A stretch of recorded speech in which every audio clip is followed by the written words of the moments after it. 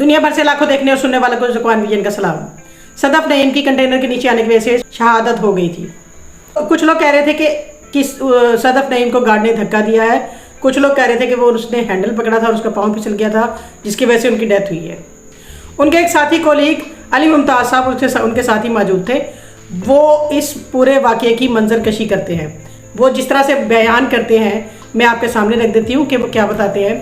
अली मुमताज़ साहब कहते हैं कि मैं सदफ नईम और दीगर लोगों के साथ रिपोर्टिंग कर रहा था। जिस वक्त कंटेनर चलने ही वाला था कि मैं कंटेनर के ऊपर आ गया।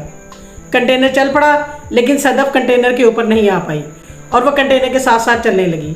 फिर सदफ ने अपने चलने की स्पीड थोड़ी सी ज़्यादा कर ली और वो तो भागना शुरू हो गई, लेकिन उसी असना में उसका पाँव फिसल गया और वो कंटेनर के पहिए के नीचे आ गई, जिससे उनकी मौका पर डेथ हो गई। उनको किसी ने धक्का नहीं मारा और इसमें कंटेनर के ड्राइवर का कोई कसूर नहीं है। साथ ही अली मुमताज़ साहब कहते हैं कि अल्लाह ताला उनकी शहादत को कबूल फरमाए और उनको जन्नत में जगह दे। सदफ नईम इस बात पर बहुत खुश थी कि उन्होंने खान साहब का 2 दफ़ा इंटरव्यू किया था और वो इस वक्त खान साहब के कंटेनर के साथ हैं। मिलते हैं मजीद अपडेट्स के साथ, दुआ में याद रखिएगा। थैंक यू, अल्लाह हाफिज़।